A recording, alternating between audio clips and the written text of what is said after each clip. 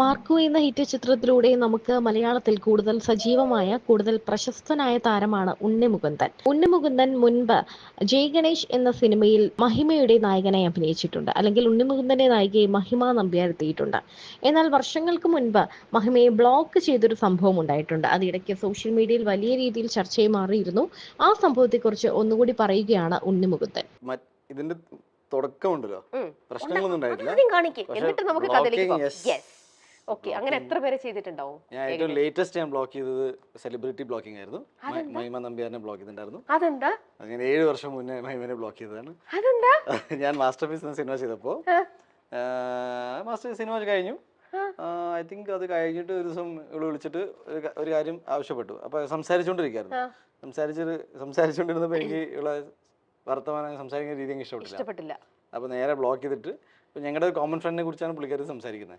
ഒരു ഉദയകൃഷ്ണ സ്ക്രിപ്റ്റായിട്ട് ഉദയ. അപ്പോൾ ഞാൻ ഉദയേട്ടാന്ന് പറയുമ്പോൾ ഇവള് ഉദയ് അങ്ങനെ പറഞ്ഞു, ഉദയ് ഇങ്ങനെ പറഞ്ഞു, എന്തോ പറയുന്നത്. അപ്പൊ ഞാൻ ഒരു ഭയങ്കര അടുപ്പാണല്ലോ, അങ്ങനെ പിന്നെ ഇത്രയും സീനിയർ അല്ലേ, ഇങ്ങനെ സംസാരിക്കാൻ പാടും. ഞാൻ നേരെ ഇല്ലല്ല, ഞാൻ ഒന്നും പറഞ്ഞില്ല. ഞാൻ ഫോൺ വെച്ചിട്ട് ബ്ലോക്ക് ചെയ്ത് ഉദയേട്ടനെ വിളിച്ചു, ഉദയേട്ടാ ഇത് ശരിയല്ല, അവര് നിങ്ങൾ ഭയങ്കര ഡിസ്റെസ്പെക്ട്ഫുൾ ആയിട്ട് സംസാരിച്ചത്. അപ്പോൾ എടാ നീ അങ്ങനെയൊന്നും കാണണ്ട, ഫാമിലി ഫ്രണ്ടാണ്, അവൾക്ക് എന്നെ പണ്ടേ പരിചയം, അതൊന്നും ശരിയല്ലെന്ന് പറഞ്ഞിട്ട് ഞാൻ ബ്ലോക്ക് ചെയ്തിട്ട് ഞാൻ മറന്നിട്ട്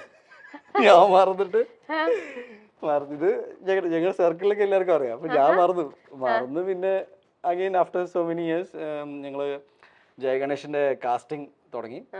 കാസ്റ്റിംഗിൽ ഒരുപാട് ആക്ടേഴ്സിനെ നമ്മൾ സമീപിച്ചു, പുതിയതായിട്ടും ഫ്രഷേഴ്സ് ആൻഡ് എക്സിസ്റ്റിംഗ് എല്ലാവരും.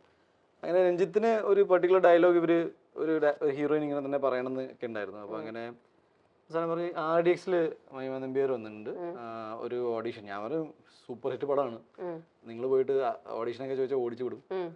ഞാനിത് മറന്നു കേട്ടോ ഈ സംഭവം. ഈ കുട്ടിയാണ് ആ കുട്ടി, ഞാൻ ടോട്ടലി സ്ട്രൈക്ക് ചെയ്തില്ല സീരിയസ്ലി. സോ മഹിമ പ്ലസന്റ്ലി ഒരു നല്ല ഇഡിയോട്ട് ഓഡിഷൻ ടേപ്പും തരുന്നു. എനിക്ക് ഭയങ്കര ഇഷ്ടമാവും ചെയ്തു. ഞാൻ ബാക്കിയെല്ലാം ഓക്കെ, നിങ്ങൾ ബാക്കി സംസാരിച്ചോളൂ എന്ന് പറഞ്ഞിട്ട് പുള്ളിക്കാരത്തി ഓക്കെ എന്ന് പറഞ്ഞല്ല. ഞാൻ പിന്നീട് ഇങ്ങനെ നോക്കിയപ്പോൾ അജയേട്ടനൊക്കെ പറഞ്ഞു, അജയ് വാസുദേവ് ഇവരെല്ലാവർക്കും അറിയാം. നീ അപ്പൊ ഞാൻ പറഞ്ഞു ചേട്ടാ ബ്ലോക്ക് ചെയ്ത് പോയി, എന്നാലും ഒരു കാര്യം ചെയ്യാം, ഇതൊക്കെ പഴയ കാര്യമല്ലേ, ഞങ്ങൾക്ക് അങ്ങനെ ഫ്രണ്ട്ഷിപ്പ് ഒന്നുമില്ല, അപ്പൊ വിളിക്കേണ്ട വന്നില്ല, അപ്പൊ അറിയില്ലല്ലോ ബ്ലോക്ക് ചെയ്തു. അപ്പൊ ഞാനിത് hi this is Unni Mukundan, thanks coming on board for Jaya Ganesh ഒരു ഫോർമൽ മെസ്സേജ് ഇട്ടപ്പോഴാണ് പ്ലീസ് അൺബ്ലോക്ക്. ഞാനൊന്നും അറിയാതെ അൺബ്ലോക്ക് ഇട്ട് വിട്ടു. Thanks aunty. ഇവളുടെ അമ്മ ഫോണിൽ വന്നിരുന്നപ്പോ നീ എന്റെ മോളെ ബ്ലോക്ക് ചെയ്തില്ല, എനിക്കൊന്നും ഓർമ്മയില്ല അല്ലേ, ഞാൻ എന്താ ആന്റി പറയുന്നേ ഒന്നും എനിക്ക് ഓർമ്മയില്ലല്ലേ. ഞാൻ കണ്ടതിൽ വെച്ച് ഈ അടുത്തായിട്ട് വർക്ക് ചെയ്ത് I think the most professional, definitely she's gonna go places. ഭയങ്കര എന്താ പറയാ fun to work with and ഈ പ്രൊഫഷണലിസം എന്നൊക്കെ പറഞ്ഞല്ലേ, ഞാൻ റിഗ്രറ്റ് ഇല്ല. അപ്പൊ അവള് പറയാം ഞങ്ങള് ഭയങ്കര ഫ്രണ്ട്സ് ആണ് ഫാമിലിയിൽ തന്നെ. അപ്പൊ ഞങ്ങള് പേര് ഞാൻ പറഞ്ഞു എനിക്ക് അറിയില്ല നിങ്ങളുടെ ഫാമിലിയിൽ എന്താന്ന്.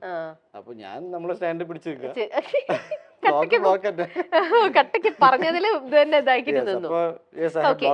ഫോൺ നോക്കി കഴിഞ്ഞാൽ എത്ര പേര് ബ്ലോക്ക് ചെയ്തിട്ടുണ്ടാവും? ഇപ്പോഴും ഒരു 1000-2000 പേര്. ബേസിക്കലി ഫോൺ ഉണ്ടോ കയ്യില്? ഫോൺ ക്യാരി ചെയ്തിട്ടില്ല.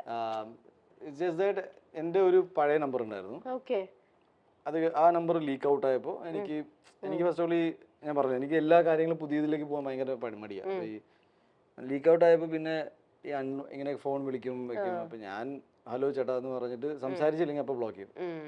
ഇത്രേ ഉള്ളൂ. അപ്പൊ ഇങ്ങനെ ചിലപ്പോ ചിലര് അങ്ങനെ 1000-2000 പേരോ എന്റെ ഞാൻ ഓർമ്മയിൽ ചെക്ക് ചെയ്തപ്പോ more than 2000 ഉണ്ടായിരുന്നു.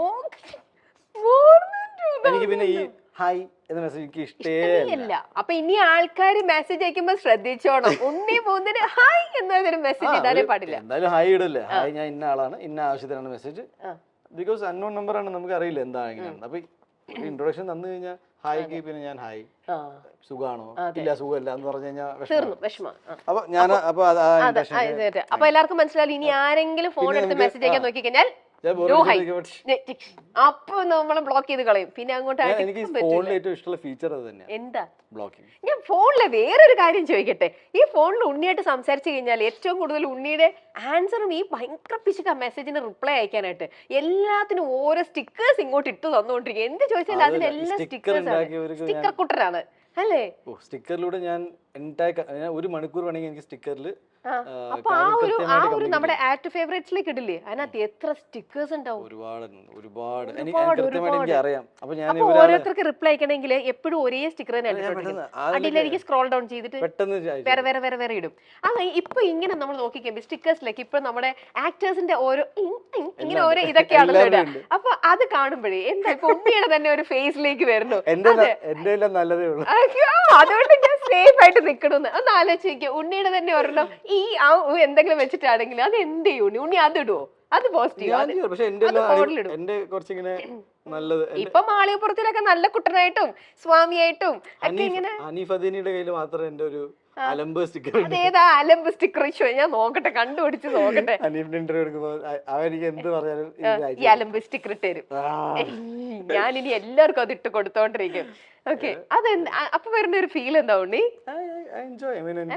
വളരെ കംഫർട്ടബിൾ ആയ ആൾക്കാരോട് ഞാൻ, പിന്നെ ഒരുപാട് പേർക്ക് ഇത് ഇഷ്ടമല്ല സ്റ്റിക്കേഴ്സ് നിങ്ങൾ സീരിയസ് അല്ല, ഞാൻ അപ്പൊ തന്നെ പിന്നെയും സ്റ്റിക്കർ ഇടും ചൂട് കൂടാൻ. ഞാൻ ഇങ്ങനെയാണ്. Of course not with everyone. എനിക്ക് അത്രയും കംഫർട്ടബിൾ ആയിട്ടുള്ള ഒബ്വിയസ്ലി അല്ലാത്തവരും നമ്മൾ അങ്ങനെ ഇതാവില്ലല്ലോ. ഓക്കെ, നമുക്ക് അടുത്ത ചോദ്യത്തിലേക്ക് പോവാം. ഉണ്ണിക്ക് ഇപ്പോൾ അടിക്കടിക്ക് ഇന്റർവ്യൂസിലെല്ലാം ഉണ്ണി പറയുന്നുണ്ട്, എനിക്ക് ഇതേ കല്യാണപ്രായമായി, ഞാൻ കിളവനായിക്കൊണ്ടിരിക്കുകയാണ്, ഞാൻ ഇതായിക്കൊണ്ടിരിക്കുകയാണ്. ഉണ്ണി പറയാറുണ്ട്. ഇപ്പൊ തന്നെ എന്നോട് എത്ര തവണ പറയണു. ഉണ്ണി ഏതെങ്കിലും മാട്രിമോണിയിൽ പേര് രജിസ്റ്റർ ചെയ്തിട്ടുണ്ടോ? ഞാൻ എന്റെ ഫ്രണ്ട് ചെയ്തിട്ടുണ്ടായിരുന്നു. അത് ഉണ്ണി പറഞ്ഞു ജയിച്ചതല്ലേ? അല്ലല്ല, ആക്ച്വലി സംഭവം കാണിക്കാതെയും ഞാൻ ചെയ്തിട്ടില്ല. നോ. എന്നാൽ ഉണ്ണി പറഞ്ഞു ജയിച്ചിട്ടുണ്ട്. നോ, പക്ഷെ സംഭവിച്ചിട്ടുണ്ട്. സംഭവിച്ചിട്ടുണ്ട്. നമുക്ക് ഇനി ആ കഥയിലേക്ക് പോകാം. അപ്പൊ ഫ്രണ്ട്സ് എല്ലാരും കല്യാണം കഴിച്ചു, കുട്ടിയായി, കുടുംബമായി, അവരുടെ മക്കളുടെ കല്യാണം ആവാറായിട്ടുണ്ടാവും. എന്താ നിങ്ങൾ പെട്ടെന്ന് കഴിച്ചു. അപ്പൊ എനിക്ക് എന്റെ പങ്കാളിത്തം അതിൽ ഇത്രേ ഉണ്ടായിരുന്നുള്ളൂ. ഞാൻ പറഞ്ഞു ഇതെങ്ങനെയാണ് എന്റെ പരിപാടിയൊക്കെ? അപ്പൊ പറഞ്ഞു ഒരു പ്രൊഫൈലിലാക്കി. അപ്പൊ ഇവന്റെ വൈഫ് ഉണ്ട്. അപ്പൊ നമുക്ക് ഇന്ന ആളാണെന്ന് പറയുമ്പോൾ അതിന്റെ ഒത്തന്റിസിറ്റി വരിക. ഞാൻ പറഞ്ഞു എന്നാ ഒരു കാര്യം ചെയ്യും, ആളെ മനസ്സിലാവാത്ത രീതിയിൽ ഒരു ഫോട്ടോ ഇട്. മറ്റേ ഇങ്ങനെ ഫോട്ടോ ആകെ അലമ്പായി പോകുന്ന ഈ പണി എന്ത് ചെയ്ത ഒരു ഫോട്ടോ എടുത്ത് ഇങ്ങനെ ബ്ലർ ചെയ്യില്ലേ, ഈ ബ്ലർ ചെയ്തിട്ട് എന്റെ ഫോട്ടോ വെച്ചു. പക്ഷെ ഇത് എങ്ങനെ നോക്കിയാലും ഞാനാണെന്ന് മനസ്സിലാവും. മനസ്സിലായോ? അപ്പൊ പിന്നെ 4-5 പേര് എനിക്ക് അയച്ചത് ഇത് നീയല്ലേ എന്ന് പറഞ്ഞിട്ട്. അപ്പൊ ഞാൻ പറയില്ല, പിന്നെ ഞങ്ങൾ റിമൂവ് ചെയ്തു. അത് ആണോ? അപ്പൊ അതിനകത്ത് വെയിറ്റ് ചെയ്ത് നിന്നില്ല. അമ്മ അച്ഛനും വേറെ ഇത് അപ്ലോഡ് ചെയ്തിട്ടോ മാട്രിമോണിയിലൊന്നും കൊടുക്കോ? സി മാം, ഞങ്ങൾ ഡെസ്പെറേറ്റ് ഇതൊക്കെ കളി. ഞാൻ 8ാം ക്ലാസ്സിൽ മാട്രിമോണിയിൽ കൊടുത്ത ആളാണ്. അപ്പൊ ഇവര് കൃത്യം 8ാം ക്ലാസ്സിൽ മാട്രിമോണി ആ വർഷമാണ് ആദ്യമായിട്ട് നമുക്ക് കമ്പ്യൂട്ടർ ക്ലാസ്സസ് തുടങ്ങിയത്. ഫസ്റ്റ് ട്രൈ ചെയ്തതാണ്. ഫ്രീ അക്കൗണ്ട് ഉണ്ടായിരുന്നു അതില്. അപ്പൊ എല്ലാരും ഇങ്ങനെ അന്നത്തെ ഫേക്ക് നെയിം ആയിരുന്നു അത്. ഉണ്ണികൃഷ്ണൻ തന്നെ. കൃഷ്ണൻ. വയസ്സ് എത്ര കൊടുത്തു? ഞങ്ങൾ 14 18 എന്നാലേ ചെയ്യാൻ പറ്റുള്ളൂ. അപ്പൊ ഇതിലുള്ള ഗുണം എന്ന് വെച്ചാൽ ഒരു നമ്പർ കൊടുത്തു. മുമ്പ് എന്നോട് പറഞ്ഞു ഞാൻ കുസൃതി ഒന്നും ആയിരുന്നില്ല, ഞാൻ വളരെ നല്ല ഇവര് കറക്റ്റ് നമ്മുടെ ബർത്ത്ഡേക്ക് നമ്മൾ വിളിക്കും മെസ്സേജ് ഒക്കെ ആയിട്ട്. അപ്പൊ നമ്മള് ആരെങ്കിലും ഒരാൾ വിളിക്കുന്നുണ്ടല്ലോ ബർത്ത്ഡേക്ക്, ഇവര് വിളിച്ചോണ്ടിരിക്കണ്ടാവും. എന്നിട്ട് അന്ന് പ്രപ്പോസൽസ് എല്ലാം വന്നോ? ഇത് ക്ലാസ് റൂമിൽ പോകുമ്പോ മാത്രം നമുക്ക് തമാശക്ക് ചെയ്യുന്നതാണല്ലോ, എന്നാലും അതിനനുസരിച്ചിട്ട് ആൾക്കാർ അങ്ങനെ ചിന്തിച്ചിട്ടല്ല. നമ്മളൊരു രസത്തിന് ഫൺ സേക്ക് എന്തെങ്കിലും അന്നാകെ അതൊക്കെ ചെയ്യാൻ അറിയുള്ളൂ. അതുകൊണ്ട് ആ പരിപാടി അതങ്ങ് ചെയ്തു അല്ലേ?